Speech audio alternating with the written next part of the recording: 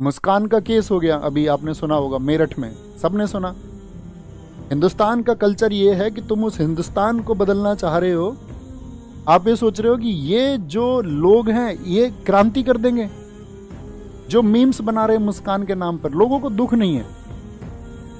मतलब लोग ये नहीं सोच रहे हैं कि ये कितना नृशंस कार्य हुआ है, इस पर थोड़े गम की स्थिति होनी चाहिए, थोड़े दुख की स्थिति इस पर होनी चाहिए।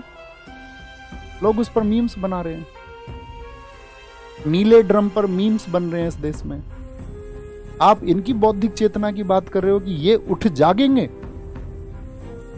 स्वामी विवेकानंद जी इस वर्ग के लिए बात कर रहे थे कि उठो जागो और जब तक अपने लक्ष्य तक ना पहुंचो तब तक मत रुको। आपको लगता है ये वर्ग जो इस बात पर हंस रहा है, इस बात पर बनी वीडियोस और मीम्स को वो दबा के शेयर कर रहा है, जिस पर इनकी प्रतिक्रिया जो है वो हास्यात्मक है, हंसने की है कि या ये वर्ग कभी क्रांति कर पाएगा? ये घटना जब उसके घर में घटेगी तब वो शायद अकेला भी गमगीन होगा और उस समय बाकी समाज भी हंस रहा होगा, क्योंकि हमने उस स्थिति को हास्यास्पद बना दिया है। हमारी चर्चा में वो इंसिडेंट, वो किस्सा एक हास्य किस्सा बन चुका है। उस पर विचारने तो कोई तैयार नहीं है कि ये कितने दुख की घटना है। जब आपके घर में ये घटित होगी तब क्या होगा? और फिर इतने बड़े विचारक आ जाते हैं कि किसी एक स्त्री के गलत कृत्य से पूरी स्त्री जाति को प्रश्न चिन्ह लगा देते हैं। पर वो ये भी नहीं सोचते हमारी माता भी इसी में आती है, हमारी बहनें भी, हमारी भाभी भी इसी में आती हैं। तो आप उस समाज में क्रांति और चेतना की बात कर रहे हैं कि ये जाग उठेगा। आचार्य प्रशांत लगातार बोल रहे हैं कि ये वर्ग जो है जाग उठेगा। मैं ये कहता हूं कोई नहीं जागेगा। मनुष्य सिर्फ और सिर्फ अपने पतन की ओर जाएगा, ये निश्चित है।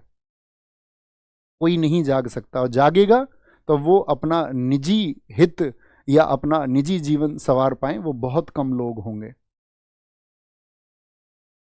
कितने, मतलब मैं कहूं, जे कृष्णमूर्ति कहते कहते चले गए, ओशो कहते कहते चले गए, कितने सोशल रिफॉर्मर्स, ज्योतिबा फुले जी कहते कहते चले गए। इस देश की आर्थिक तरक्की तब होगी जब तुम इस देश में जाति पाति जैसी चीजों को बंद कर दोगे। कितने रिफॉर्मर्स ने कहा, किसी ने अप्लाई किया? तो सुनना और सुन के अच्छा लगना बड़ी अच्छी चीज है, लेकिन उसको अप्लाई करना वो बड़ी कठिन चीज है। ठीक है।